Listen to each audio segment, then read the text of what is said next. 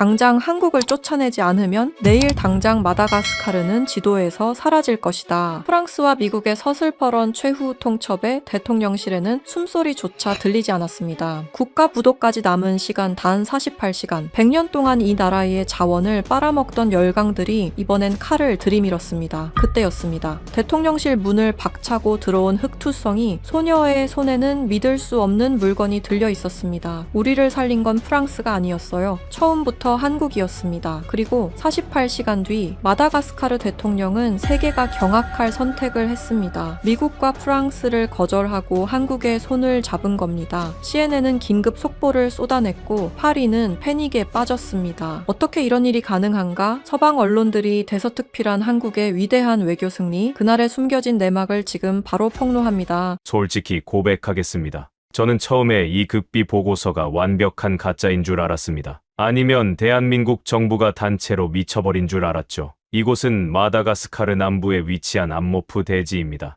이 붉은 흙 아래에는 무려 1000만 톤, 돈으로 환산하면 수천조 원이 넘는 최고급 희토류가 잠들어 있습니다. 그냥 파내기만 하면 전 세계 전기차 배터리와 첨단 반도체 시장을 단숨에 독점하는 겁니다. 그런데 한국기업연합이 이곳에 경작권을 따내고서 내민 계획서가 뭔지 아십니까? 채굴이 아니었습니다. 경작이었습니다. 예, 농사 말입니다. 낮 기온 섭씨 50도의 소금 사막에서 수천조 원짜리 희토류를 깔고 앉아 벼를 심고 상추를 키우겠다는 겁니다. 프랑스, 중국, 미국, 전 세계의 네로라는 지질학자들과 경제학자들이 배를 잡고 웃었습니다. 한국이 드디어 단단히 미쳤다며 세상에서 가장 비싼 텃밭을 일구는 아시아의 글로벌 호구가 됐다며 맹렬하게 조롱했죠. 제 이름은 펠릭스 호프만, 스위스 제네바에서 40해 동안 일해온 국제자원 리스크 분석가입니다. 그리고 오늘 저는 제 평생의 경력을 걸고 뼈저리게 참여합니다. 그때 우리는 감히 한국을 비웃지 말았어야 했습니다. 한국은 단순한 촌극을 벌이러 온 게 아니었습니다. 그들이 사막 한가운데서 보여준 것은 오만방자한 서방 세계의 상식을 완전히 파괴해버리는 인류 역사상 가장 위대한 기적이자 반격이었으니까요. 사건의 무대인 암모프 대지는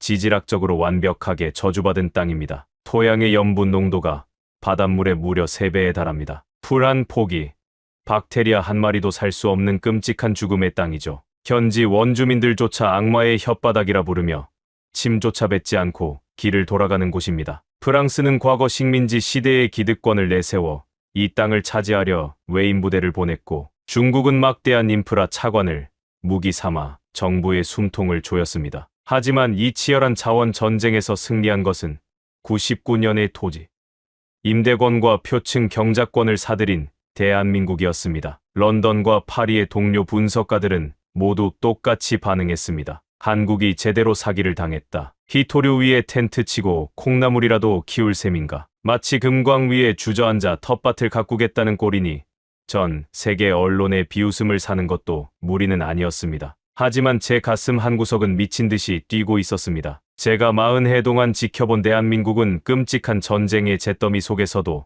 살림 녹화를 이뤄내고 세계적인 경제 대국으로 일어선 계산이 빠르고 생존 본능이 지독한 나라입니다. 그런 그들이 수조 원의 확실한 채굴권을 포기하고 아무에게도 쓸모없는 황무지의 껍데기만 샀다. 여기엔 분명 우리가 모르는 거대한 트릭이 숨겨져 있었습니다. 저는 즉시 짐을 쌌습니다. 책상머리의 서류 쪼가리로는 도저히 답이 안 나왔으니까요. 마다가스카르 수도 안타나나리보에서 낡은 전세 헬기를 타고 남쪽으로 3시간. 창밖으로는 생명체라고는 찾아볼 수 없는 완벽한 지옥이 펼쳐졌습니다. 그때였습니다. 헤드셋 너머로 헬기 조종사의 다급한 목소리가 들려와, 호프만 박사님, 전방 2시 방향. 저게 대체 뭡니까? 저는 무심코 망원경을 들었다가 하마터면 숨을 멈출 뻔했습니다. 보고서에 적힌 정확한 좌표, 그 섭씨 50도의 붉은 지옥 한가운데에 도저히 말도 안 되는 광경이 펼쳐지고 있었습니다. 그것은 농장도 광산도 아니었습니다. 마치 공상과학 영화에서나 보던 거대한 은색 돔 수백 개가 기하학적인 패턴으로 사막을 뒤덮고 있었습니다. 그리고 그 돔 사이로 비 한 방울 내리지 않는 사막에 강물이 흐르고 있었습니다. 더 충격적인 건 제 손에 들린 계측기였습니다. 암모프 상공에 진입하자마자 방사능도 지열도 아닌 기이한 수치가 미친 듯이 치솟기 시작했습니다. 맙소사, 이게 무슨 수치야? 습도 60%, 지표면 온도 24도, 바깥은 50도가 넘는 열사의 지옥인데 저 은색 돔 구역만 마치 한국의 청명한 가을 날씨처럼 완벽하게 유지되고 있었습니다. 물리적으로 절대 불가능한 일이었습니다. 그 순간 헬기가 기류에 휘말려 크게 휘청거렸습니다. 박사님, 착륙이 어렵습니다. 아래에서 알 수 없는 상승 기류가 너무 강하게 올라옵니다. 마치 땅이 거칠게 숨을 쉬는 것 같습니다. 땅이 숨을 쉰다고요. 저는 등골이 오싹해졌습니다. 한국은 도대체 저 붉은 모래 밑에서 무슨 짓을 벌인 걸까요? 그들은 단순히 흙장난을 하러 온 게 아니었습니다. 이 죽음의 별 자체를 완전히 개조하고 있었던 겁니다. 가까스로 헬기가 착륙장에 내려앉자 거센 열풍을 뚫고 한 남자가 걸어왔습니다. 흙먼지로 범벅이 된 작업복 차림의 동양인. 그가 바로 전 세계를 경악시킨 츠벨트 농업 프로젝트의 총책임자 윤도산 디렉터였습니다. 그는 예고 없이 들이닥친 저를 보고 놀라지도 않았습니다. 그저 투명한 유리병에 담긴 맑은 물 한 잔을 건네며 제 평생 잊지 못할 첫마디를 던졌습니다. 먼 길 오시느라 고생하셨습니다. 호프만 박사님, 오신 김에 이거 한 잔 드셔보시죠. 그것은 평범한 생수가 아니었습니다. 놀랍게도 이 죽음의 소금 사막 한가운데서 갓 포집해낸 100% 순수한 식수였습니다. 제가 덜덜 떨리는 손으로 병을 받아 든 사이 윤도산 디렉터는 바닥에 쪼그려 앉아 붉은 흙을 한 줌 쥐었습니다. 그러더니 손가락으로 비벼보고 냄새를 맡고 심지어 혀끝을 대어 맛을 보았습니다. 어서 오십시오.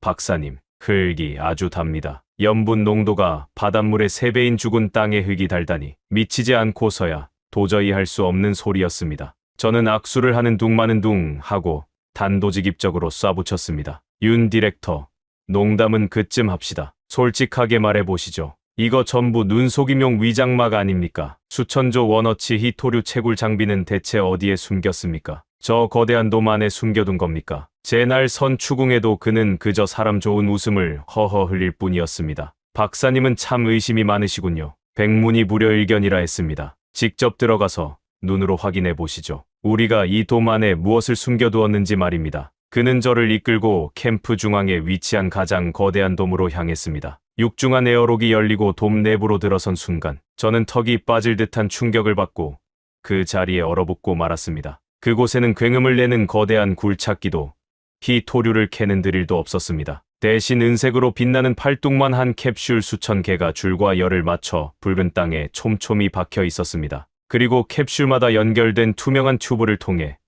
초록색 액체가 마치 심장 박동처럼 맥박을 치며 땅속으로 쉴 새 없이 주입되고 있었습니다. 천장에는 거대한 척추뼈처럼 생긴 기둥들이 솟아 있었는데 놀랍게도 그 장치는 사막 공기 중에 숨어있는 미세한 수분을 나노 필터로 포집해 완벽한 물방울로 바꾼 뒤 비처럼 뚝뚝 떨어뜨리고 있었습니다.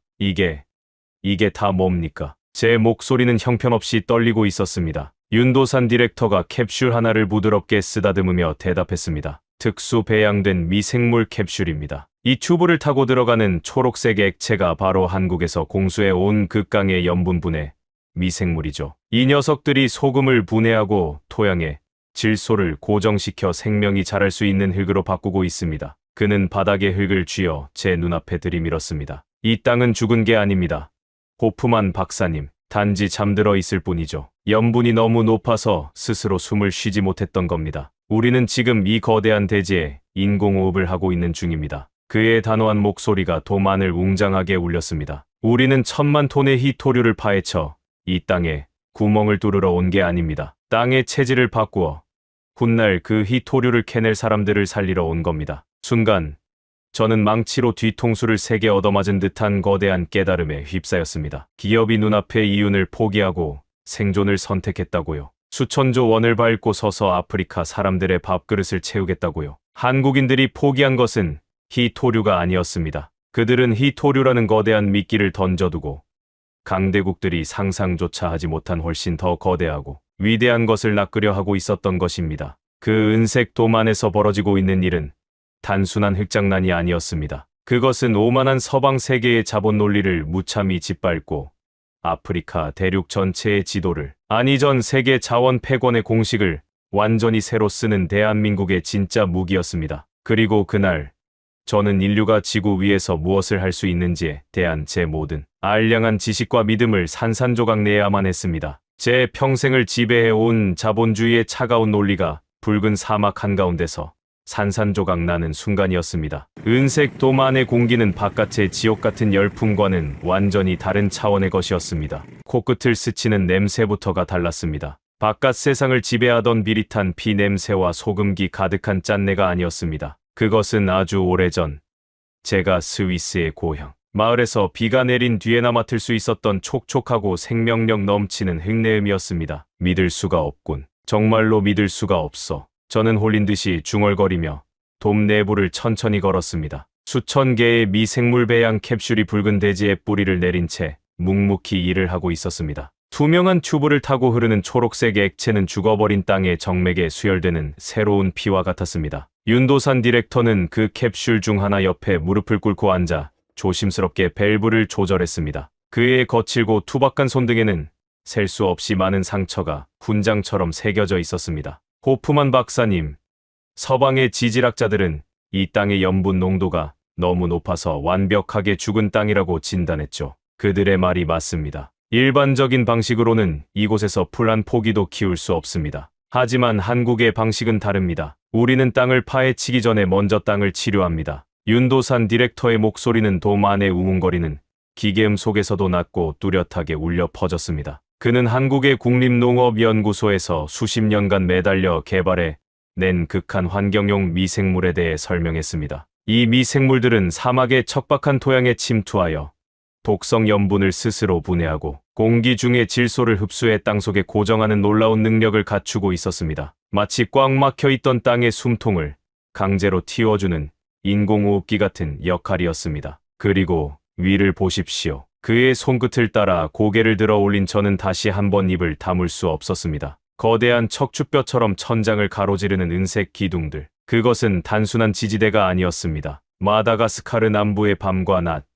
그 극단적인 일교차를 이용해 공기 중에 떠다니는 미세한 수분을 강제로 끌어모으는 최첨단 수분 포집기였습니다. 사막의 메마른 바람이 기둥의 나노 필터를 통과할 때마다 보이지 않던 수증기가 차가운 금속 표면에 달라붙어 영롱한 물방울로 변하고 있었습니다. 그 물방울들이 모여 비가 내리듯 땅으로 떨어지며 미생물들이 살아갈 수 있는 완벽한 생태계를 조성하고 있었던 것입니다.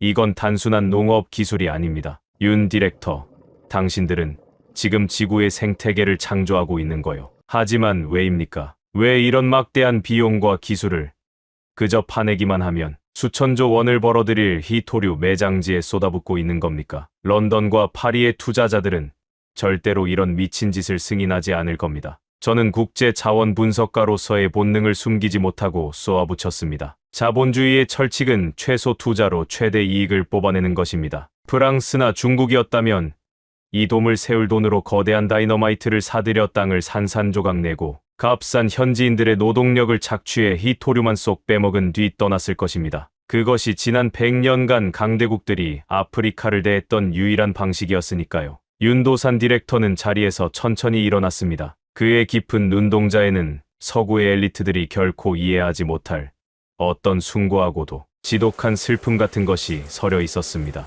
박사님, 70여 년 전의 대한민국을 아십니까? 끔찍한 전쟁이 휩쓸고 간 뒤 한국의 산과들은 지금 이 암모프 대지보다 더 처참한 잿더미였습니다. 나무 한 그루 풀 한 폭이 남지 않은 붉은 민둥산뿐이었죠. 당시 미국의 전문가들은 한국이 그 폐허를 복구하는데 최소 100년이 걸릴 것이며 어쩌면 영원히 불가능할지도 모른다고 보고서를 썼습니다. 그는 잠시 숨을 고르더니 다시 말을 이었습니다. 하지만 우리는 해냈습니다. 맨손으로 돌산을 깨고 흙을 퍼나르며 나무를 심었습니다. 배가 고파서 나무 껍질을 벗겨 먹으면서도 내일 심을 씨앗만큼은 절대로 입에 대지 않았습니다. 전 세계가 기적이라고 부르는 대한민국의 산림 녹화는 그렇게 굶주림과 피눈물 속에서 이루어진 겁니다. 우리는 잿더미 속에서 생명을 틔워낸 그 지독한 DNA를 가지고 있습니다. 그의 말이 제 가슴을 묵직하게 짓누르기 시작했습니다. 그것은 단순히 교과서에 나오는 역사가 아니었습니다. 생존을 위해 몸부림쳤던 한 민족의 처절한 서사시가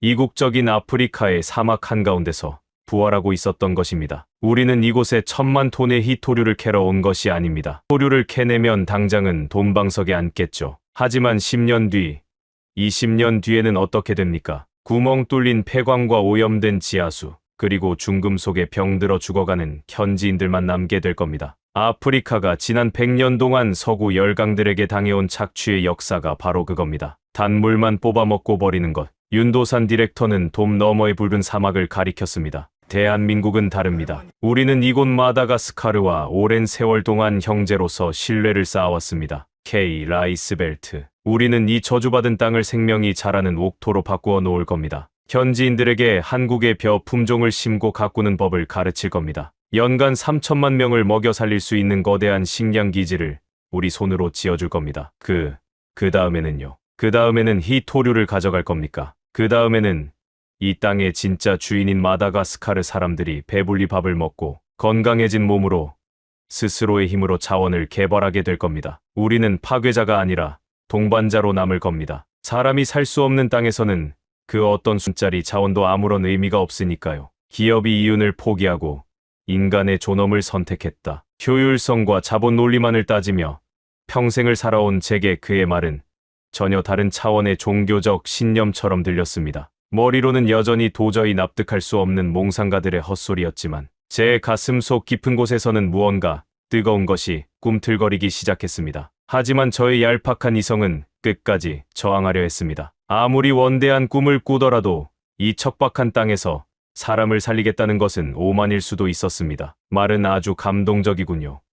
윤 디렉터. 하지만 현실은 다릅니다. 이 은색 돔 몇 개로 사막 전체를 옥토로 바꾸겠다는 겁니까? 당신들의 그 고결한 이상이 저 바깥의 잔인한 현실 앞에서도 무너지지 않을 수 있다고 장담합니까? 제가 날 선반문을 던지고 윤도산 디렉터가 입을 열려는 찰나였습니다. 돔 바깥쪽 육중한 에어록 너머에서 살이 찢어지는 듯한 날카로운 비명 소리가 들려왔습니다. 도와주세요. 제발 아무나 우리 좀 도와주세요. 내 동생이 죽어가요. 그것은 어린 소녀의 끔찍한 절규였습니다. 저와 윤 디렉터는 대화를 멈추고 굳은 표정으로 돔 바깥을 향해 몸을 돌렸습니다. 에어록을 열고 열풍이 몰아치는 밖으로 뛰쳐나간 순간 저는 마주하고 말았습니다. 이 거대하고 차가운 첨단 기술의 한가운데서 생사의 갈림길에 선 나약한 인간의 처절한 모습을 말입니다. 그리고 그곳에서 저는 한국인들이 말하는 사람을 살린다는 것이 도대체 어떤 의미인지, 우리가 에어록을 열고 다시 열풍이 몰아치는 사막의 지옥으로 발을 내디뎠을 때 제 눈앞에 펼쳐진 참상은 지질학적인 절망보다 훨씬 더 잔혹하고 비극적인 것이었습니다. 장렬하는 아프리카의 태양 아래 뼈만 앙상하게 남은 어린 소년이 붉은 모래 바닥에 쓰러져 격렬한 경련을 일으키고 있었습니다. 그 아이의 가슴은 금방이라도 멎을 듯 가쁘게 오르내렸고 입가에는 하얀 거품이 흉하게 말라붙어 있었습니다. 그리고 그 옆에는 누나로 보이는 깡마른 10대 소녀가 흙투성이가 된 맨발로 동생을 끌어안고 짐승처럼 울부짖고 있었습니다. 그 소녀가 바로 훗날 마다가스카르의 거대한 운명을 바꾸게 될 암모프의 잔 다르크 라소아였습니다. 보통 이런 참혹한 상황을 마주하면 현장에 파견된 서방 선진국 사람들의 반응은 뻔합니다. 주머니를 뒤져 먹다 남은 에너지바나 생수 한 병을 던져주고는 대단히 안타깝다는 표정을 지으며 카메라를 꺼내 사진을 몇 장 찍죠. 그리고 본국의 재단이나 언론사에 구호 물품 전달 완료라는 그럴듯한 보고서를 보냅니다. 저 역시 무의식적으로 주머니 속에 비상용 초콜릿을 찾고 있었습니다. 제 알량한 도덕성이 허락하는 최선은 딱 거기까지였으니까요. 하지만 한국인들의 반응은 저의 위선적인 상식을 완전히 박살내버렸습니다. 의료팀 전원 집합. 코드 블루. 당장 응급 장비 챙겨서 나와. 윤도산 디렉터의 고함이 캠프 전체를 쩌렁쩌렁하게 뒤흔들었습니다. 그의 말이 떨어지기가 무섭게 흙먼지를 일으키며 하얀 가운을 입은 한 여성이 무거운 구급상자를 들고 전력 질주해 왔습니다. 한국 의료봉사팀을 이끄는 강서와 팀장이었습니다. 그녀는 숨을 헐떡이며 도착하자마자 단 1초의 주저함도 없이 섭씨 50도가 넘는 펄펄 끓는 모래바닥에 맨무릎을 꿇었습니다. 의식 확인해. 중증 탈수와 열사병이야. 당장 정맥 주사 준비하고 체온부터 급각으로 낮춰. 서둘러. 그녀의 손놀림은 야전 병원의 최고참 외과 의사처럼 신속하고 한치의 오차도 없었습니다. 흙먼지로 새카맣게 뒤덮인 아이의 가느다란 팔에서 기적처럼 혈관을 찾아내 수액 바늘을 단숨에 꽂아 넣었습니다. 그리고 자신의 수통을 열어 본인이 입고 있던 하얀 가운 소매를 흠뻑 적시더니 흙투성이가 된 아이의 얼굴과 펄펄 끓는 몸을 정성스럽게 닦아내기 시작했습니다. 더러운 진흙이 그녀의 깨끗한 가운과 뺨에 잔뜩 튀었지만 그녀는 전혀 개의치 않고 아이의 호흡에만 집중했습니다. 그 낯설고 두려운 광경을 지켜보던 라소아는 겁에 질려덜덜 떨며 뒷걸음질을 쳤습니다. 난생 처음 보는 이방인들이 자기 동생을 에워싸고 날카로운 바늘과 알 수 없는 도구들을 들이대니 극도의 공포를 느낀 것입니다. 소녀가 패닉에 빠져 비명을 지르려는 찰나 강서와 팀장이 소녀의 극심한 공포를 눈치채고 고개를 들었습니다. 그리고 그녀의 입에서 흘러나온 말에 저는 그만 턱을 떨어뜨리고 말았습니다. 괜찮아.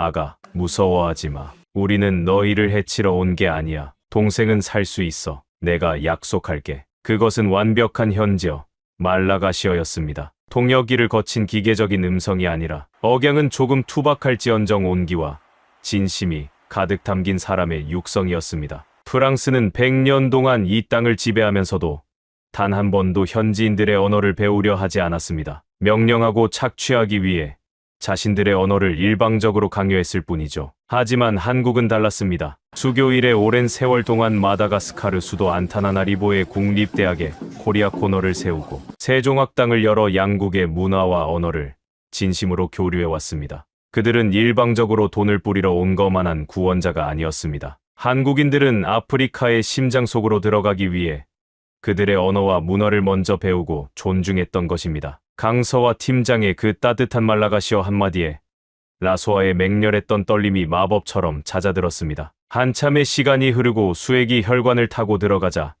기적처럼 소년의 호흡이 안정을 되찾기 시작했습니다. 아이가 힘겹게 눈을 뜨자 강서와 팀장은 진흙투성이인 아이를 자신의 품에 꽉 끌어안았습니다. 저는 그 광경을 지켜보며 깊은 패배감과 동시에 묘한 반발심을 느꼈습니다. 자본주의의 냉혹함을 평생 신봉해 오던 저는 윤도산 디렉터에게 다가가 삐딱하게 물었습니다. 정말 대단한 휴머니즘이군요. 하지만 윤 디렉터, 이게 며칠이나 갈 것 같습니까? 저 아이들은 오늘 기적처럼 살아났지만 모레면 다시 굶주려 쓰러질 겁니다. 밑 빠진 독에 물 붓기란 말입니다. 차라리 당신들의 그 엄청난 자금으로 대형 식량 배급소를 짓는 게 낫지 않습니까? 수천조 원의 희토류를 진짜로 포기할 거라면 말입니다. 제 뾰족한 비아냥거림의 아이를 안고 있던 강서와 팀장이 고개를 돌려 저를 매섭게 쏘아보았습니다. 그녀의 눈빛은 장렬하는 사막의 태양보다 더 뜨겁고 강렬했습니다. 호프만 박사님,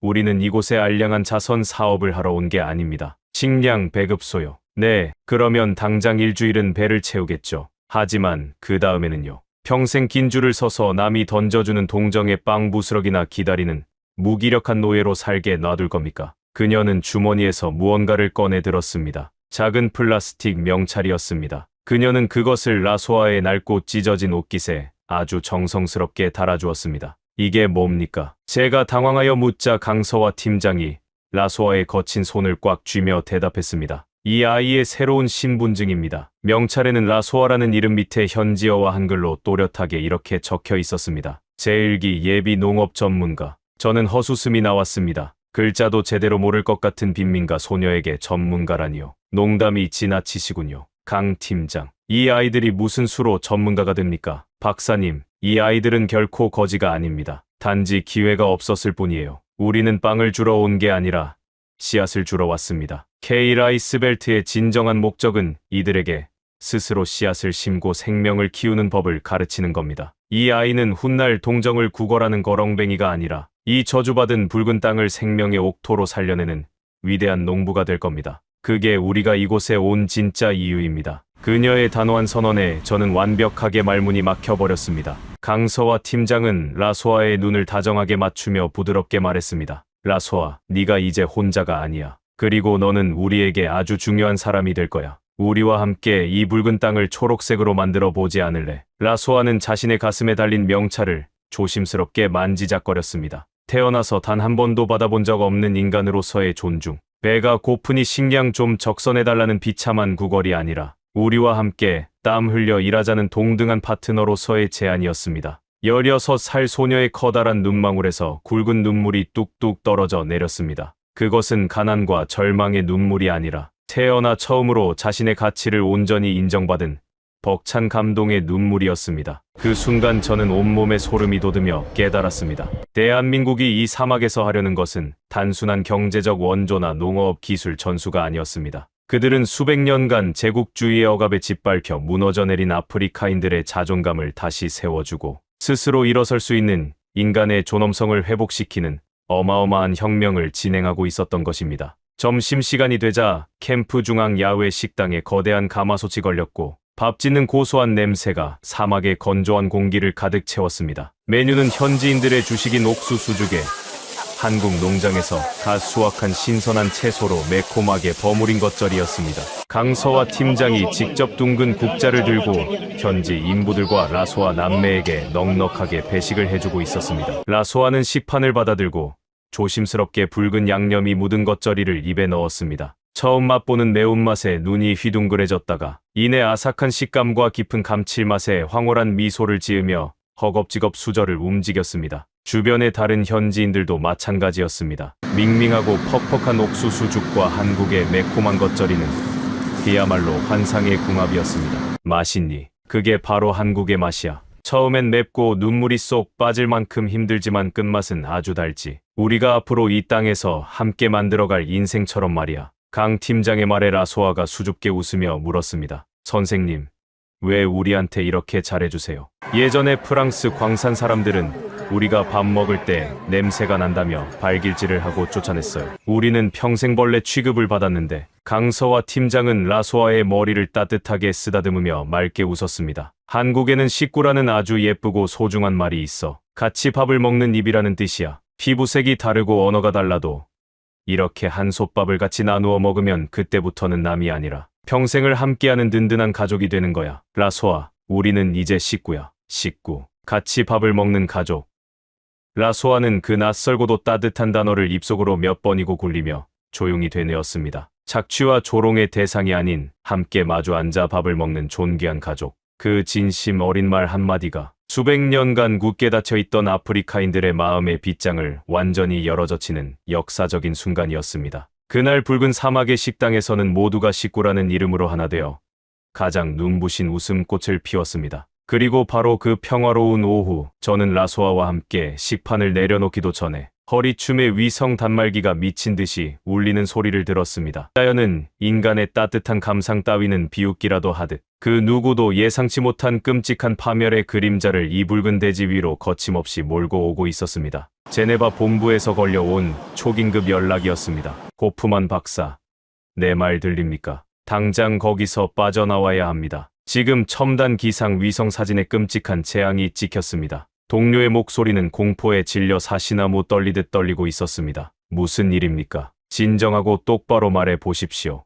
모래 폭풍입니다. 그런데 그냥 폭풍이 아니에요. 지난 50년 동안 단 한 번도 관측된 적 없는 최악의 슈퍼 샌드 스톰입니다. 시속 160km의 살인적인 돌풍이 암모프 대지를 향해 일직선으로 진격하고 있습니다. 내일 새벽이면 그 일대 전체가 지도에서 완전히 지워질지도 모릅니다. 당장 헬기를 띄우십시오. 저는 순간 심장이 얼어붙는 듯한 충격을 받았습니다. 마다가스카르 남부의 모래 폭풍은 지질학자들 사이에서도 악명이 높았습니다. 모래에 미세하고 날카로운 철광석 가루가 잔뜩 섞여 있어서 강풍을 타고 날아오면 콘크리트, 건물조차 거대한 사포로 갈아버리듯 흔적도 없이 파괴해버리는 엄청난 위력을 가지고 있었기 때문입니다. 제가 황급히 밖으로 뛰어나가 보니 수킬로미터 떨어진 곳에 진을 치고 있던 프랑스 외인 부대와 중국의 건설 노동자들은 이미 장비를 내팽개치고 고지대로 대피하기 위해 트럭에 올라타며 아비규환의 탈출극을 벌이고 있었습니다.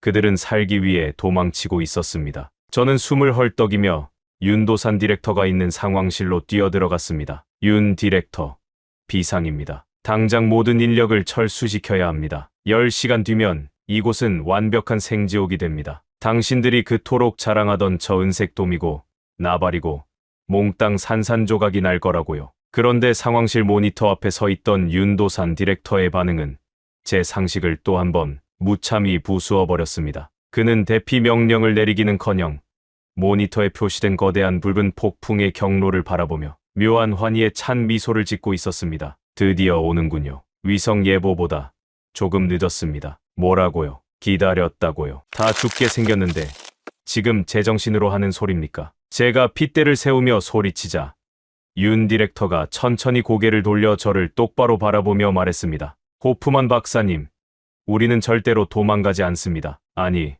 도망갈 이유가 전혀 없습니다. 저 거대하고 무시무시한 바람이 마침내 우리를 도와줄 테니까요. 어떻게 자연재해를 기다릴 수 있다는 것인지요. 도대체 한국인들은 무슨 꿍꿍이가 있는 걸까요? 상황실 한쪽에는 기상청 위성 데이터와 인도양 기류 분석 화면이 가득했습니다. 그들은 이미 수개월 전부터 이 폭풍의 경로를 추적해 온 것이었습니다. 그리고 다음날 새벽, 칠흑 같은 어둠 속에서 대지를 통째로 집어삼킬 듯한 끔찍한 굉음과 함께 지옥의 바람이 드디어 암모프 대지를 강타했습니다. 새벽 4시, 지평선 넘어가 핏빛으로 붉게 물들기 시작했습니다. 해가 떠오르는 것이 아니라 세상의 모든 것을 파괴하려는 모래 폭풍의 전조였습니다. 수천 대의 전차가 동시에 진격해오는 듯한 공포스러운 소음이 고막을 찢을듯이 울려 퍼졌습니다. 한국 캠프 내에 비상 사이렌이 울렸고 전 인원은 지하 방어 벙커로 대피했습니다. 전 섹터 에어로넷 전개,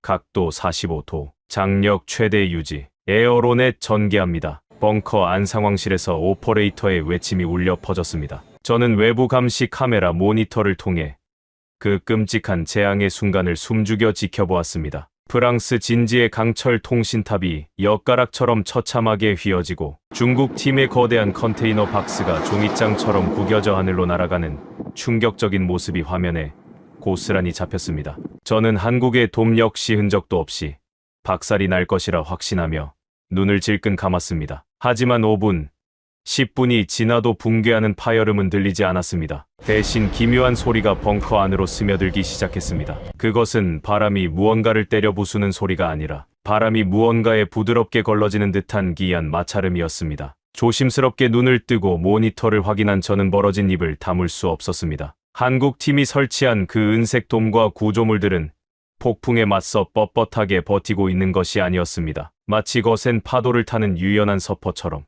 혹은 바람에 몸을 뉘는 갈대처럼 형상을 바꾸며 폭풍의 길을 스르르 열어주고 있었습니다. 특수 형상 기억 합금으로 제작된 프레임이 바람의 강도에 맞춰 스스로 유연하게 춤을 추듯 충격을 흘려보내고 있었던 것입니다. 하지만 진짜 기적은 그것이 끝이 아니었습니다. 윤도산 디렉터가 모니터 한 구석에서 미친 듯이 치솟고 있는 수치를 가리켰습니다. 박사님, 저 수치가 보이십니까? 수분 포집률 100% 돌파입니다. 저게 대체 무슨 소립니까? 지금 밖에서 불고 있는 저 미친 폭풍 속에 정답이 있습니다. 암모프의 모래 폭풍은 수천 킬로미터 떨어진 인도양에서 발원하여 날아옵니다. 그 과정에서 바다의 엄청난 습기를 머금게 되죠. 서방 국가들은 모래만 보고 공포에 질려 도망치지만 우리는 모래 속에 숨겨진 생명의 물을 봅니다. 화면 속에서 거대한 그물망처럼 생긴 에어로넷이 돔 위로 활짝 펼쳐져 있었습니다. 머리카락 굵기의 수만 분의 1에 불과한 최첨단 나노 섬유로 제작된 그 거대한 그물망 사이로 폭풍이 통과할 때마다 눈에 보이지 않던 미세한 수증기들이 그물에 달라붙어 거대한 물방울로 맺히기 시작했습니다. 마치 짙은 안개 낀 날 거미줄에 영롱한 이슬이 맺히는 원리와 똑같았습니다. 메인 탱크 수위 상승 중 30%, 50% 돌파, 90% 도달했습니다. 오퍼레이터에 떨리는 외침이 들릴 때마다 벙커 안에 있던 한국인들과 현지 직원들의 얼굴에 경이로운 환희가 번졌습니다. 밖에서는 세상이 멸망할 듯 바람이 울부짖으며 모든 것을 파괴하고 있는데 한국인들은 그 끔찍한 재앙의 한가운데서 그것을 생명수로 바꾸어 저장하고 있었던 겁니다. 남들이 모든 것을 잃고 도망치는 그 절망의 시간에 한국은 가장 귀중한 자원을 얻어내고 있었습니다. 그것은 오만한 대자연마저 굴복시킨 완벽한 역발상의 승리이자 기술이 도달할 수 있는 숭고한 예술의 경지였습니다. 12시간 동안 이어진 지옥의 폭풍이 거짓말처럼 잦아들고 고요가 찾아왔을 때 우리는 조심스럽게 벙커 밖으로 걸어 나갔습니다. 밖의 풍경은 그야말로 처참했습니다. 수킬로미터 밖의 프랑스와 중국 진지는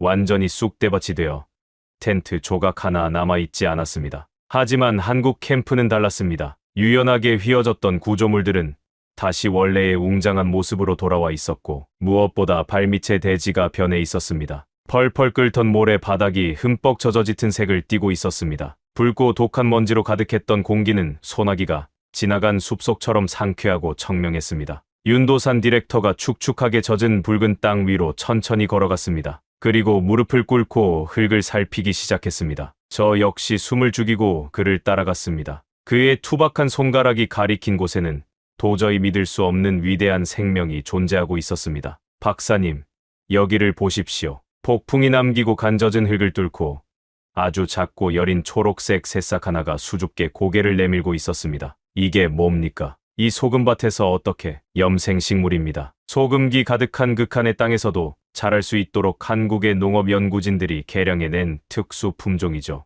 폭풍이 가져다준 엄청난 물을 흠뻑 마시고 드디어 기적처럼 첫 싹을 틔운 겁니다. 수백 년, 아니 수천 년 동안 완벽하게 죽어있던 저주의 땅. 풀 한 폭이 자라지 않아 악마의 혓바닥이라 불리며 원주민들 쫓아버렸던 이 고립된 사막에서 생명이 태어난 것입니다. 뒤따라 나온 라소아와 현지 직원들이 그 작은 초록색 새싹을 보고 입을 틀어막은 채 그 자리에 주저앉았습니다. 라소아는 떨리는 두 손으로 새싹 주변의 흙을 어루만지며 짐승처럼 오열하기 시작했습니다. 살아있어. 땅이 살아나고 있어. 그것은 단순한 식물이 아니었습니다. 저주받았다고 믿었던 자신들의 가난한 조국도 바뀔 수 있다는, 우리도 남들처럼 배불리 살 수 있다는 가장 강력하고 확실한 희망의 증거였습니다. 하지만 이 위대한 기적이 누군가에게는 눈의 가시가 되었습니다. 독점적인 권력을 놓치고 싶지 않은 강대국들의 비열하고 더러운 음모가 깊은 어둠 속에서 또아리를 틀고 있었기 때문입니다. 기적처럼 첫 새싹이 돋아난 지 일주일이 지났을 무렵 캠프 주변의 분위기가 심상치 않게 돌아가기 시작했습니다. 한국 팀이 사막에서 물을 만들어내고 생명을 틔웠다는 소문이 바람을 타고 퍼지자 프랑스 광산에서 하루 1달러의 헐값을 받으며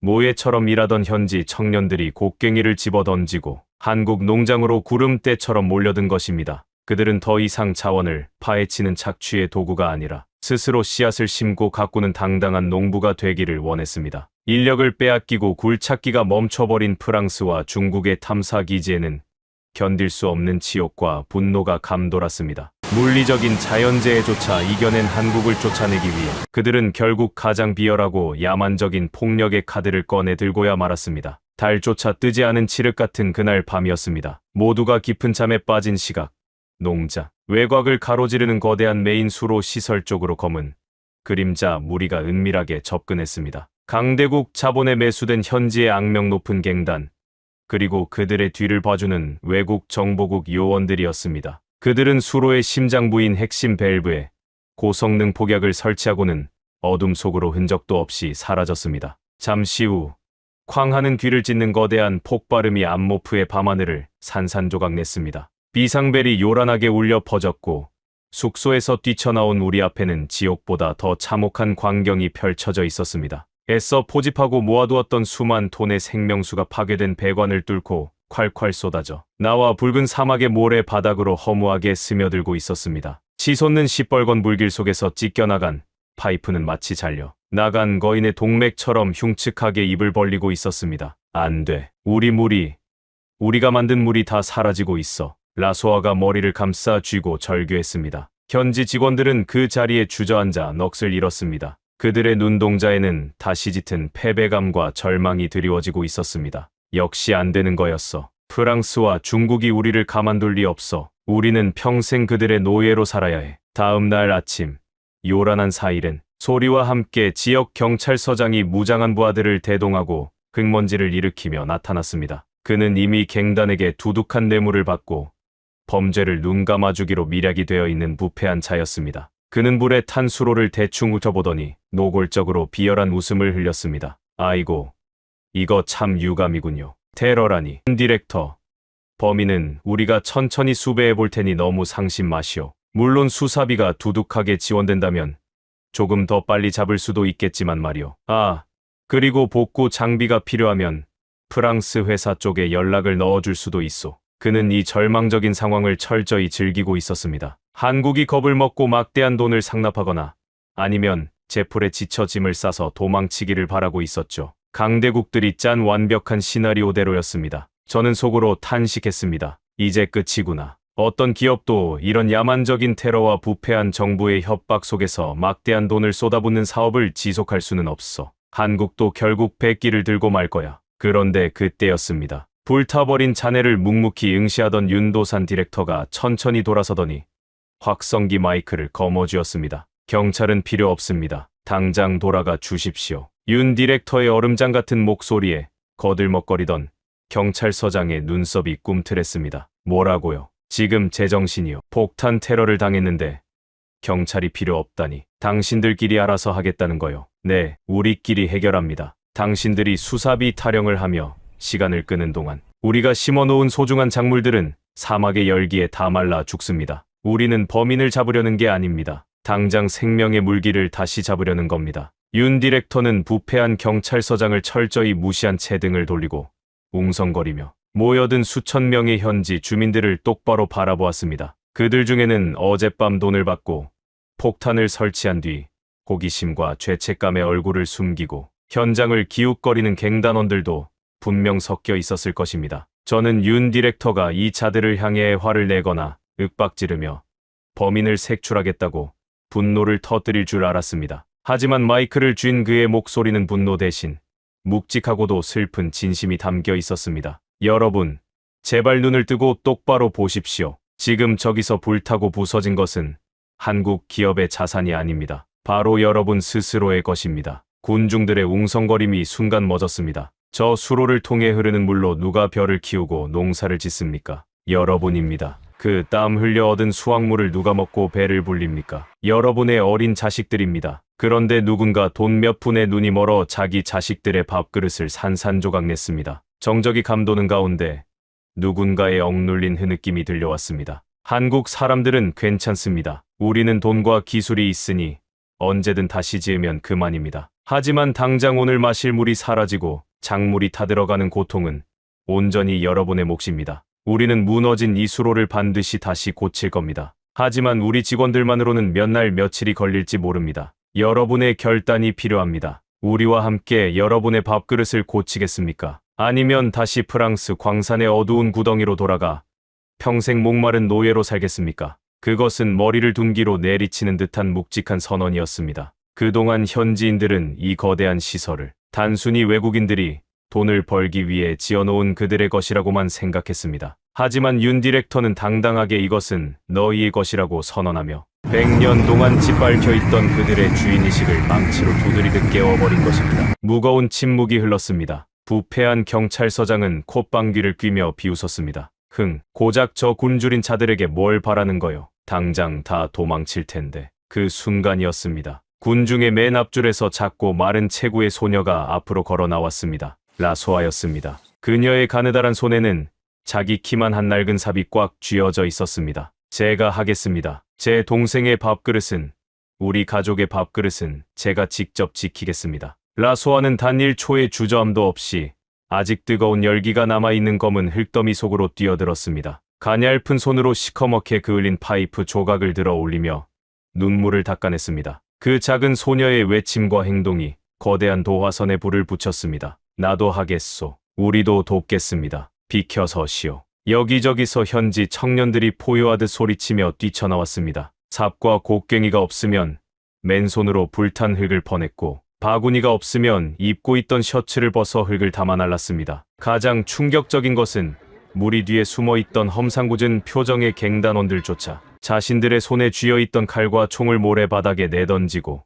굴러다니는 거대한 렌치를 집어들고 복구 작업에 뛰어들었다는 사실입니다. 윤 디렉터의 진심 어린 일침이 돈에 팔려 조국을 배신했던 그들의 심장 깊은 곳에 참을 수 없는 부끄러움을 불러일으킨 것입니다. 수천 명의 인파가 개미떼처럼 달라붙자 인간의 힘이라고는 믿기지 않는 엄청난 기적이 일어났습니다. 굴착기를 동원해도 사흘은 좋게 걸릴 복구 작업이 거대한 사람의 물결 속에서 단 하루 만에 순식간에 진행되었습니다. 땀과 검은 흙범벅이 된 그들의 얼굴에는 더 이상 강대국에 짓눌린 패배감이나 두려움이 존재하지 않았습니다. 내 것을 내 손으로 직접 지켜낸다는 숭고한 자부심만이 찬란하게 빛나고 있었습니다. 마침내 해가 붉게 저물 무렵 끊어졌던 메인 파이프가 다시 하나로 이어졌습니다. 윤 디렉터가 메인 밸브를 힘껏 열어젖히자 거대한 파열음과 함께 맑고 시원한 생명수가 다시 수로를 타고 힘차게 흐르기 시작했습니다. 와, 수천 명이 뿜어내는 함성이 붉은 사막의 하늘을 찢을듯이 뒤흔들었습니다. 사람들은 피부색을 넘어 서로를 뜨겁게 껴안고 기쁨의 눈물을 흘리며 춤을 추었습니다.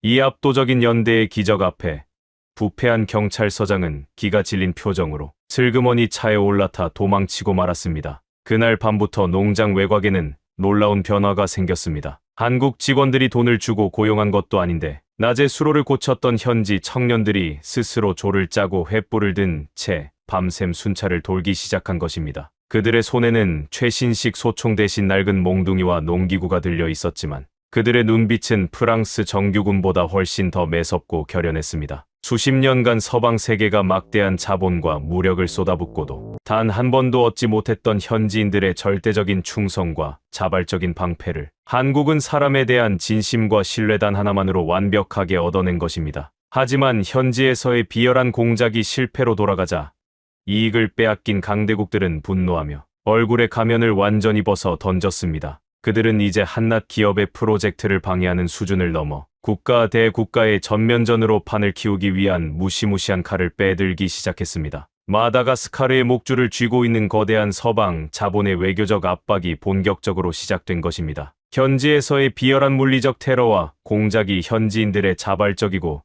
뜨거운 연대 앞에 무참히 실패로 돌아가자 이익을 빼앗기고 자존심에 치명상을 입은 강대국들은 결국 얼굴에 위선적인 가면을 완전히 벗어 던졌습니다. 그들은 이제 한낱 기업의 프로젝트를 방해하는 치졸한 수준을 넘어 국가 대 국가의 전면전으로 판을 키우기 위한 무시무시한 칼을 빼들기 시작했습니다. 마다가스카르의 목줄을 쥐고 있는 거대한 서방 자본의 야만적인 외교적 압박이 본격적으로 막을 올린 것입니다. 제가 제네바의 정보망을 통해 입수한 첩보에 따르면 프랑스와 미국의 거물급 대사들이 마다가스카르 대통령궁의 육중한 문을 발로 차듯 열고 들어갔다고 합니다. 그들은 외교적 수사나 예의 따위는 안중에도 없었습니다. 대통령의 집무실 책상 위에 천문학적인 액수가 적힌 국가부채 상환 청구서를 집어 던지며 당장 내일까지 한국기업연합과의 암모프, 대지 임대 계약을 전면 백지화하지 않으면 마다가스카르라는 국가 자체를 완벽하게 부도 처리해버리겠다고 노골적으로 협박했습니다. 프랑스 대사는 심지어 인도양에 주둔 중인 자국의 무장함대와 기갑사단의 무력 시위까지 운운하며 아프리카의 작은 섬나라가 감당할 수 없는 엄청난 공포를 주입했습니다. 이 절망적인 소식은 곧바로 태평양을 건너 대한민국 서울의 심장부로 긴급 타전되었습니다. 단순히 아프리카에 진출한 기업 하나의 문제가 아니었습니다. 국가적 자존심과 K-라이스벨트라는 거대한 비전이 서구 열강의 횡포에 짓밟힐 백척간두의 위기였습니다. 서울의 깊은 밤, 정부의 핵심 강요들과 프로젝트에 참여한 대한민국의 4대 그룹 총수들이 무거운 침묵이 내려앉은 비밀 원탁회의장에 마주 앉았습니다. 경제부총리가 침통하고 어두운 표정으로 입을 열었습니다. 현실적으로 우리가 버티기는 어렵습니다. 프랑스는 유럽연합 차원의 전방위적인 무역 제재를 언급하고 있고 미국도 안보협의체를 빌미로 우리 정부를 강하게 압박하고 있습니다. 마다가스카르 정부는 이미 빚더미에 올라앉아 있어서 서방 국가들이 당장 차관 회수를 무기로 목을 조르면 며칠도 버틸 재간이 없습니다. 안타깝지만 이번 암모프 프로젝트는 전면 철수하는 것이 좋겠습니다. 기업들의 막대한 손실금은 정부가 공적 자금으로 최대한 보전해 드리겠습니다.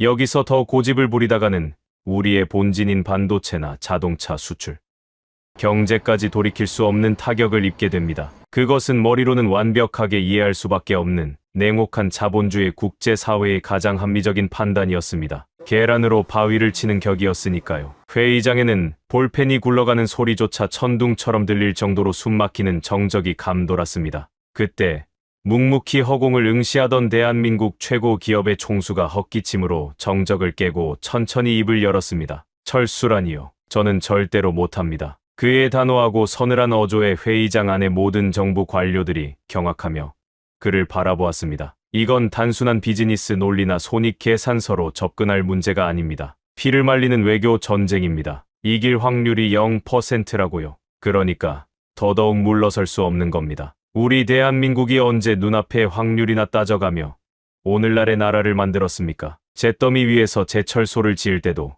기술 하나 없이 반도체 시장에 뛰어들었을 때도 우리의 성공 확률은 완벽한 0%였습니다. 우리가 지금 아프리카 사막 구석에서 돈 몇 푼 벌어보자고 그 고생을 하고 있는 줄 아십니까? 이건 자존심의 문제입니다. 대한민국 사람들이 피땀 흘려 사막에 심어 놓은 그 위대한 생명의 희망을 서구 열강이 윽박지른다고 우리 손으로 직접 뽑아버리고 도망치란 말입니까? 저는 제 모든 것을 걸고서라도 절대로 못합니다. 그의 불같은 사자 후에 회의장의 공기가 뜨겁게 달아오르기 시작했습니다. 옆에 앉아있던 다른 그룹의 총수 역시 안경을 고쳤으며 묵직하게 말을 이었습니다. 전적으로 동감합니다. 아프리카는 인류의 마지막 남은 거대한 시장이자 기회의 땅입니다. 여기서 강대국들의 협박에 겁을 먹고 밀려나면 대한민국의 경제 영토는 영원히 좁아질 수밖에 없습니다. 프랑스가 치졸하게 돈과 빚으로 압박한다면 우리는 그들이 상상조차 할 수 없는 훨씬 더 거대하고 압도적인 비전으로 그들의 길을 꺾어버려야 합니다. 더 거대한 비전이라니요. 장관들이 반문하자 총수들은 품 안에서 두툼한 서류 뭉치를 꺼내 원탁 위에 내려놓았습니다. 그것은 한국의 기업들이 밤을 새워가며 치밀하게 작성한 완전히 새로운 차원의 제안서, 이름하여 마다가스카르 미래 펀드였습니다. 규모가 대체 어느 정도입니까? 초기 자본금만 500억 달러입니다. 500억 달러. 우리 돈으로 환산하면 무려 60조 원이 넘어가는 인간의 상상을 초월하는 천문학적인 금액이었습니다. 마다가스카르 국가 1년 예산의 10배가 훌쩍 넘는 벅찬 돈이었습니다. 정부 관료들의 입이 떡 벌어졌고 회의장은 쥐 죽은 듯이 고요해졌습니다. 미치셨습니까? 그 엄청난 자금을 무슨 수로 감당한단 말입니까? 이것은 단순히 돈을 빌려주고 이자를 받는 구시대적인 차관이 아닙니다. 이 500억 달러로 우리는 현지에 최고급 시설을 갖춘 학교 100개와 첨단 종합병원 10곳을 짓습니다. 아프리카 전역으로 뻗어나갈 스마트 물류 항만과 고속, 철도망 등 국가의 모든 뼈대가 되는 인프라를 우리 대한민국의 기술로 직접 건설하고 운영합니다. 그리고 거기서 발생하는 모든 수익을 마다가스카르 정부와 완벽하게 5대5로 나눕니다. 우리는 서구 열강처럼 자원만 파헤쳐서 도망가는 것이 아니라 그들과 함께 100년을 먹고 살 수 있는 진정한 경제 공동체를 만들어 주겠다는 겁니다. 그들은 그 자리에서 전 세계 기업 역사상 전례를 찾아볼 수 없는 가장 위대한 결단을 내렸습니다. 평소에는 국내외 시장에서 피 튀기게 경쟁하던 굴지의 기업들이 국가의 이익과 인류의 앞에서는 거대한 하나의 팀이 되어 완벽한 스크럼을 짠 것입니다. 자원을 착취하고 빚으로 목을 조르는 낡은 제국주의 프랑스대 최첨단 기술로 학교와 병원을 지어주며 찬란한 미래를 함께 설계하자는 대한민국. 마다가스카르의 대통령이 바보가 아니라면 과연 누구의 손을 잡겠습니까? 이 충격적이고도 가슴 벅찬 제안은 곧바로 대통령 전용기를 타고 마다가스카르의 수도 안타나나리보로 날아갔습니다.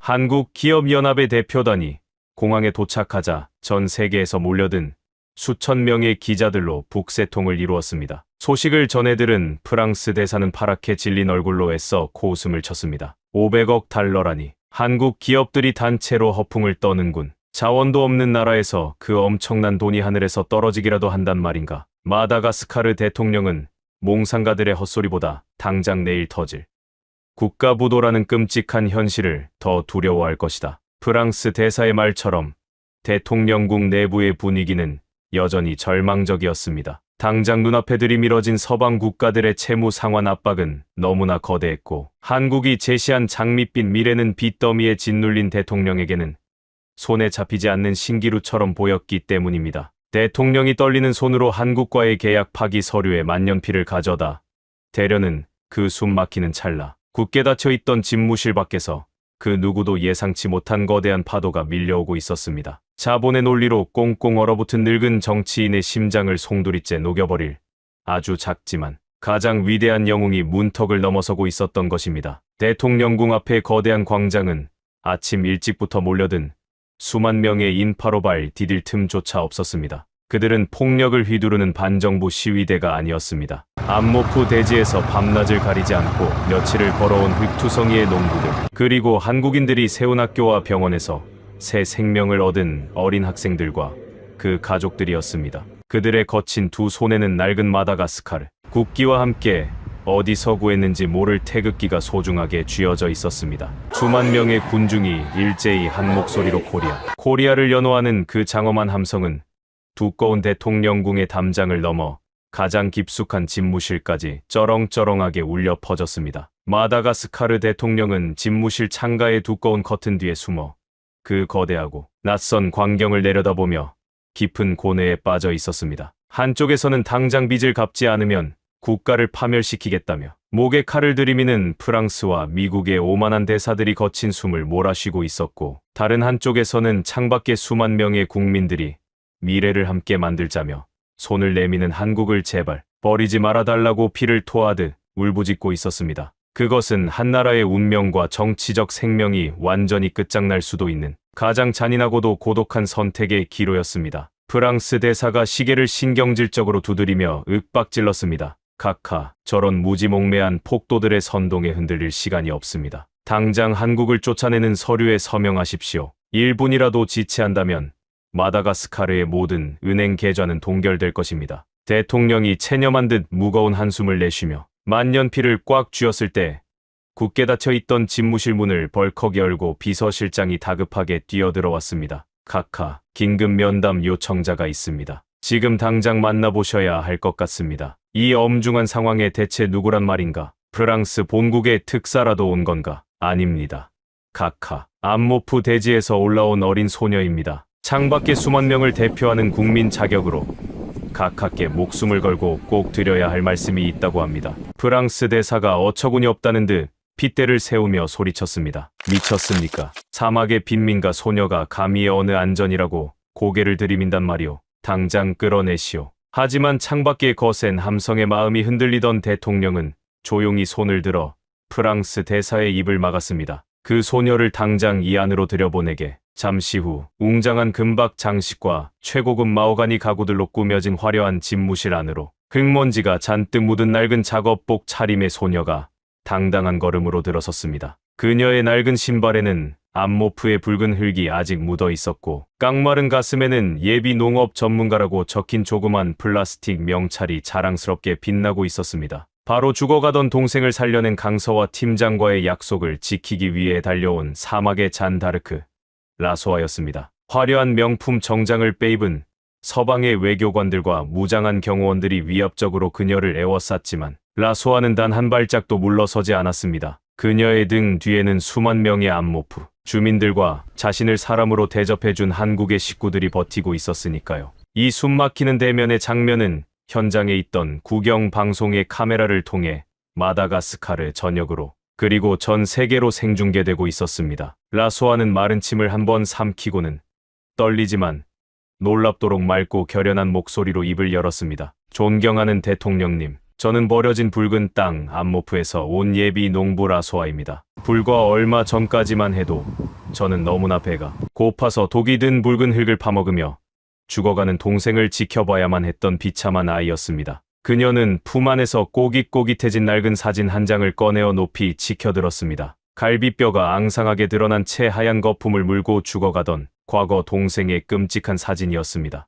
집무실 안에는 찬물을 끼얹은 듯한 무거운 정적이 흘렀습니다. 대통령님, 저기 서 있는 프랑스 사람들은 오랜 세월 동안 우리 땅의 심장을 파헤쳤습니다. 그들이 탐욕스럽게 가져간 것은 수조 원짜리 반짝이는 보석이었고, 그들이 우리에게 남겨준 것은 병들어 구멍난 폐와 무덤뿐이었습니다. 그들에게 우리는 같은 인간이 아니라 그저 말하는 채굴 도구, 벌레만도 못한 노예에 불과했습니다. 라소아의 맑은 목소리가 분노와 서름으로 조금씩 커지기 시작했습니다. 프랑스 대사의 얼굴이 촉감으로 불그락부르락 달아올랐습니다. 하지만 한국 사람들은 완전히 달랐습니다. 그들은 우리에게 먹다 남은 빵 부스러기를 던져주는 대신 스스로 씨앗을 심고 생명을 가꾸는 법을 가르쳐 주었습니다. 거대한 모래 폭풍이 몰아치고 갱단이 수로를 파괴했을 때도 그들은 도망치지 않고 우리와 함께 흙을 퍼날랐습니다. 그녀는 또 다른 사진 한 장을 꺼냈습니다. 그것은 눈부시게 푸른 채소밭을 배경으로 강서와 팀장과 라소아 남매가 활짝 웃으며 끌어안고 있는 너무나 아름답고 따뜻한 사진이었습니다. 그들은 가난한 우리를 더럽다며 쫓아내지 않았습니다. 우리와 한솥에서 밥을 퍼먹으며 우리를 식구라고 불렀습니다. 피를 나눈 가족이라고 했습니다. 대통령님, 우리는 이제 두 번 다시 그들의 노예가 되어 비참하게 사느니 차라리 굶어 죽더라도 끝까지 존엄한 인간이자 친구로 남고 싶습니다. 한국이라는 위대한 친구와 함께라면 우리는 절대로 굶주리지 않고 누구의 노예도 되지 않을 자신이 있습니다. 그 순간이었습니다. 라소아가 갑자기 통역관을 향해 있던 시선을 거두고 대통령의 두 눈을 똑바로 응시하며 서툴지만 너무나도 또렷한 한국어로 말을 이어가기 시작했습니다. 그것은 라소아가 한국의 식구들과 매일같이 일하고 밥을 먹으며 조금씩 배워온, 그리고 이 순간을 위해 밤을 새워가며 수백 번, 수천 번을 연습했던 가장 간절하고 순수한 진심이었습니다. 우리는 노예가 되느니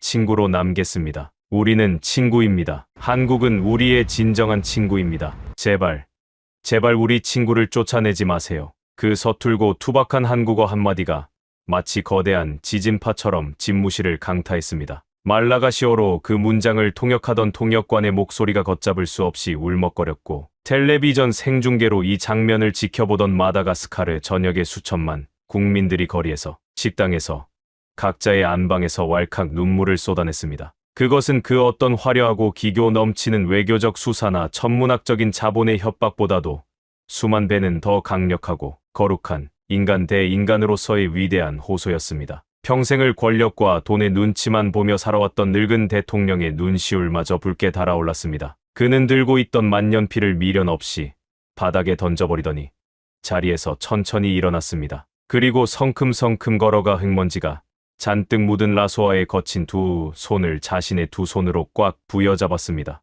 대통령은 결연한 눈빛으로 생중계 카메라를 똑바로 응시하며 사자처럼 우렁차게 포효했습니다. 국민 여러분, 그리고 전 세계의 시청자 여러분, 저 역시 마다가스카르의 존엄한 국민으로서 오늘부로 우리나라의 긍지 높은 미래를 결정했습니다. 우리는 서방 국가들과의 굴욕적인 불평등 계약을 이 순간부로 전면 파기합니다. 대신 대한민국 기업연합이 제안한 500억 달러 규모의 위대한 미래 펀드를 조건 없이 전면 수용합니다. 광장 밖에서 억눌려 있던 수만 명의 환호성이 폭발하며 세상을 뒤덮었습니다. 또한 오늘 이 시간부터 대한민국의 언어인 한국어를 우리의 제2 외국어로 지정하고 한국인들이 보여준 굽히지 않는 개척 정신을 우리 국가의 표준 발전 모델로 공식 채택할 것을 엄숙히 선언합니다. 현장에 있던 프랑스와 미국의 대사들은 믿을 수 없는 현실에 치를 떨며 자리에서 벌떡 일어났습니다. 프랑스 대사는 외교적 결례조차 잊은 채 삿대질을 해대며 악을 썼습니다. 미쳤어.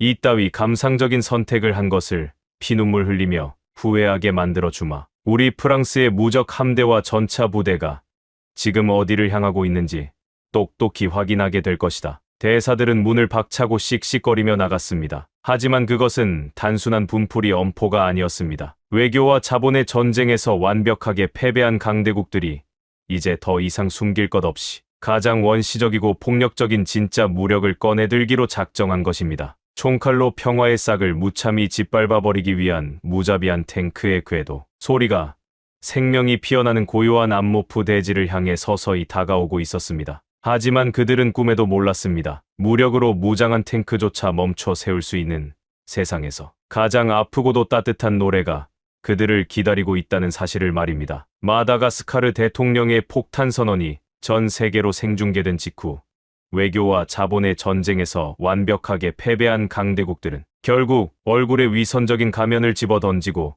가장 원시적이고 야만적인 진짜 무력을 꺼내들고야 말았습니다. 총칼로 평화의 싹을 무참히 짓밟아버리기 위한 무자비한 탱크의 궤도 소리가 생명이 막 피어나기 시작한 고요한 암모프 대지를 향해 맹렬하게 다가오고 있었습니다. 전원 전투 배치. 이것은 훈련이 아니다. 즉시 무장하고 진격하라. 프랑스 외인부대 기갑사단이 선두에 섰습니다. 명분은 자국민 보호와 테러 위협 제거라는 허울 좋은 핑계였지만 진짜 목적은 한국이 피땀 흘려 세운 돔 시설을 무력으로 점거하고 눈도산 디렉터를 비롯한 핵심 기술진을 영구 추방하는 것이었습니다. 지축을 뒤흔드는 탱크의 육중한 엔진 소리가 붉은 사막의 모래바람을 가르며 점점 가까워졌습니다. 하늘에는 무인 드론이 빙빙 돌며 레이저 표적 지시기를 캠프 중앙으로 비추고 있었고 먼 바다에서는 무장 구축함의 미사일 발사대가 섬뜩하게 열려 있었습니다. 하지만 한국 농장에는 그 흔한 호신용 권총 한 자루조차 없었습니다. 그들이 가진 것이라고는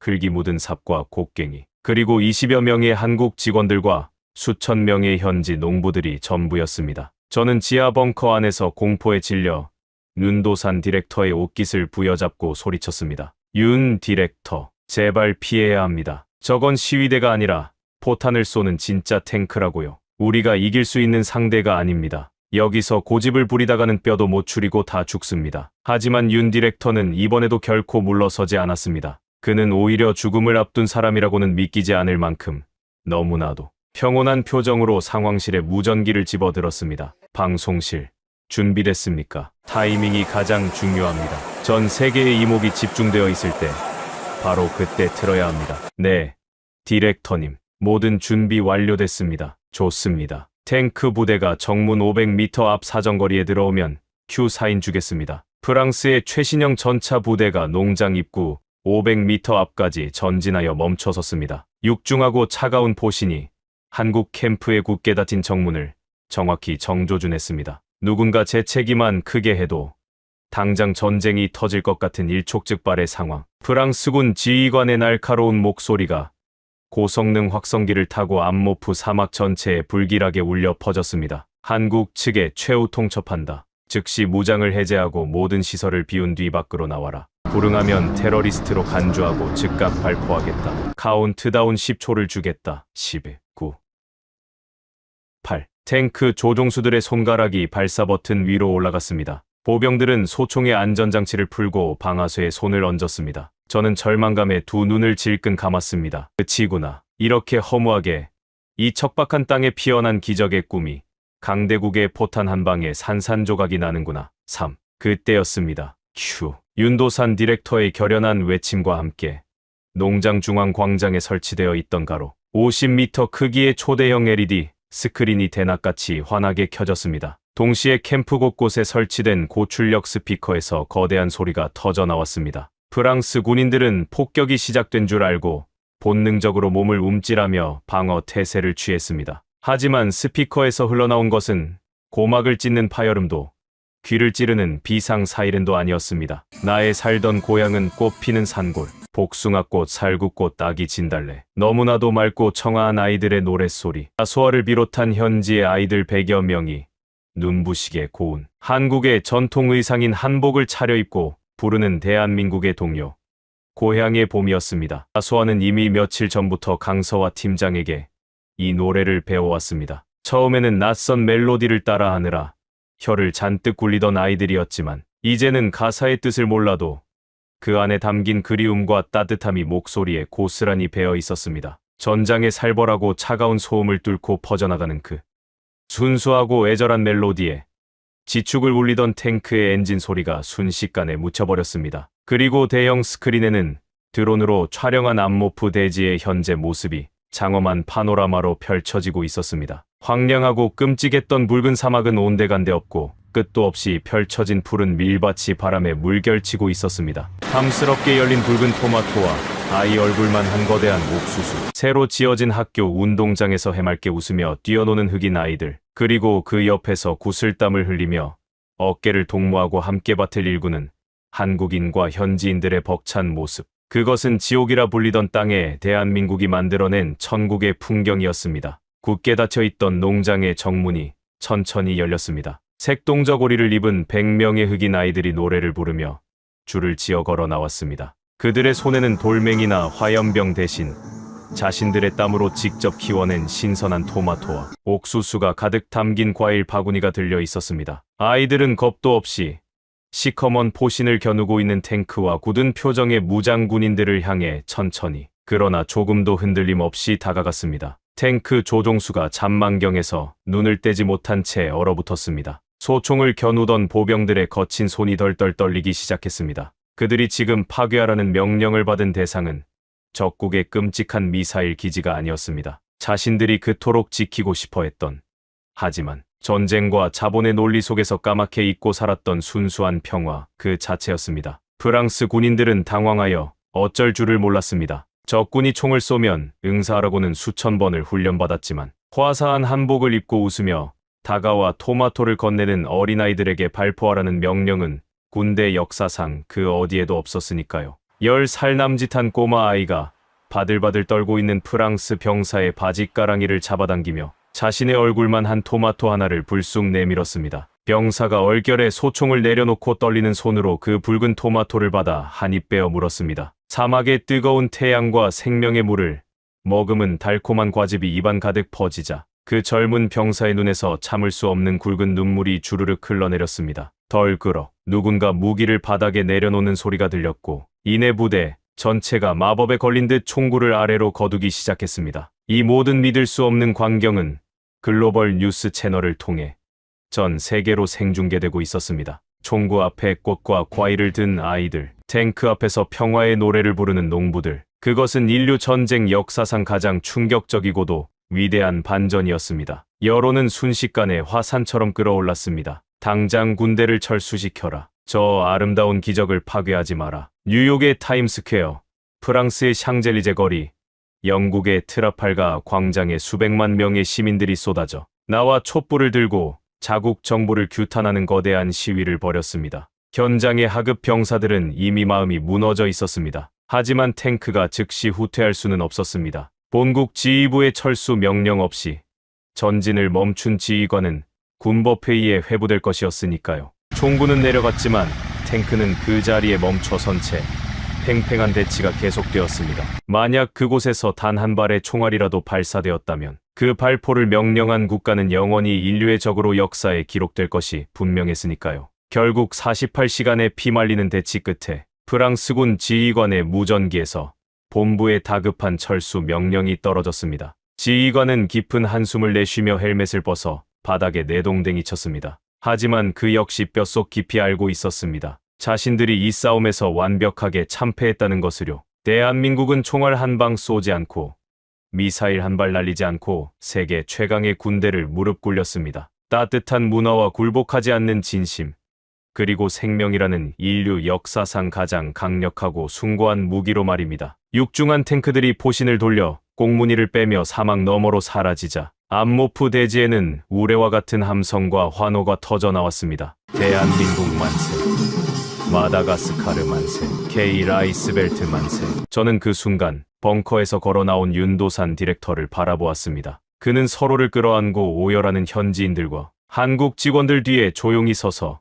거친 손등으로 연신 눈물을 훔치고 있었습니다. 그 눈물은 승리의 쾌감 때문만은 아니었을 것입니다. 목숨을 걸고 생명을 지켜냈다는 안도감, 그리고 한 번 식구로 맺은 인연을 결코 버리지 않았다는 벅찬 감동 때문이었겠죠. 하지만 대한민국의 질주는 여기서 멈추지 않았습니다. 이 사막의 작은 기적은 곧이어 전 세계의 질서를 송두리째 뒤흔드는 거대한 초록빛 나비 효과를 불러일으키기 시작했습니다. 총성 없는 전쟁이 대한민국의 완벽한 승리로 끝난 직후 뉴욕의 유엔 본부에서는 전례를 찾아볼 수 없는 초긴급 총회가 소집되었습니다. 당초 의제는 아프리카 대륙의 부채 탕감과 마다가스카르 사태의 해결 방안이었지만 회의가 시작되자 전 세계 190개국 대표들의 시선은 오직 단 한 곳만을 향해 있었습니다. 바로 연단에 오르는 한 명의 작은 소녀, 라소아였습니다. 그녀는 더 이상 흙투성이 작업복을 입고 맨발로 사막을 뛰어다니던 빈민가 소녀가 아니었습니다. 단정하고 기품 있는 정장 차림으로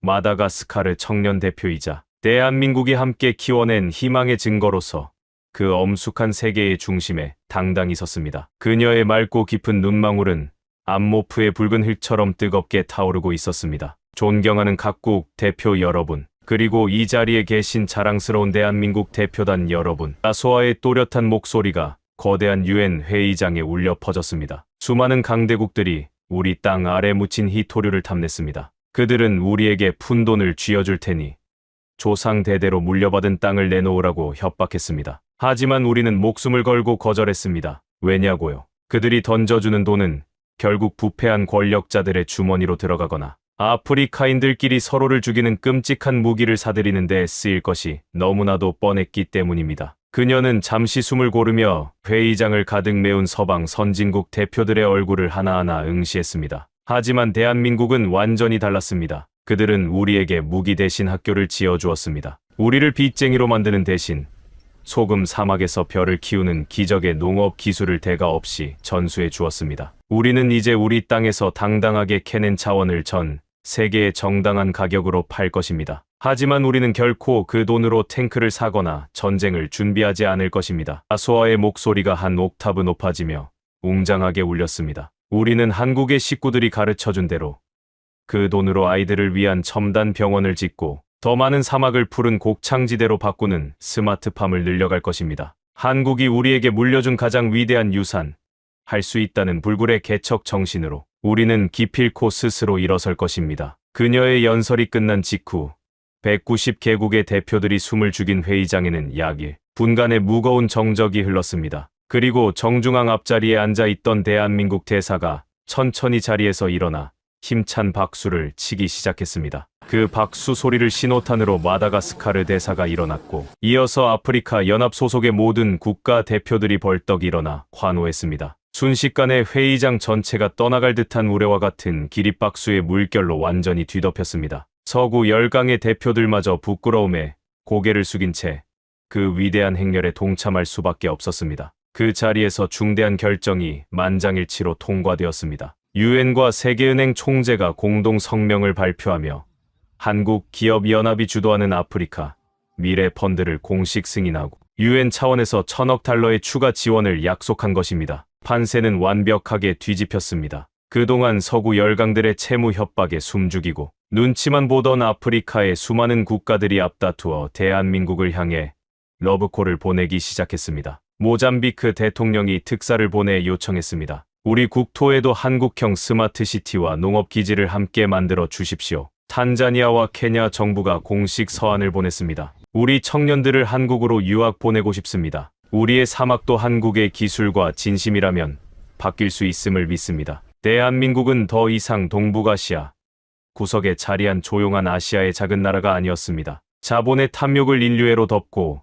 새로운 공존의 패러다임을 제시하는 명실상부한 글로벌 리더, 국가로 우뚝 선 것입니다. 그리고 마침내 이 거대한 드라마의 가장 극적인 마침표가 찍혔습니다. 무력 진압에 실패하고 국제적 망신을 당했던 프랑스 대통령이 전 세계 생중계로 특별 대국민 담화를 발표했습니다. 수백 년간 아프리카를 식민지로 지배했던 자존심 하나로 먹고 사는 오만한 프랑스가 아프리카의 섬나라와 아시아의 대한민국 앞에서 고개를 숙인 것입니다. 프랑스 정부는 지난 역사 동안 자행해온 제국주의적 과오를 이 자리에서 깊이 반성합니다. 우리는 오늘부로 마다가스카르에서의 모든 기득권과 부채 채권을 내려놓겠습니다. 프랑스 대통령은 잠시 입술을 깨물더니 역사에 남을 마지막 선언을 뱉어냈습니다. 우리는 이제 대한민국의 방식을 경건한 마음으로 배우겠습니다. 한국과 마다가스카르가 사막 한가운데서 보여준 그 위대한 파트너십이야말로 인류가 다 함께 나아가야 할 유일한 미래이기 때문입니다.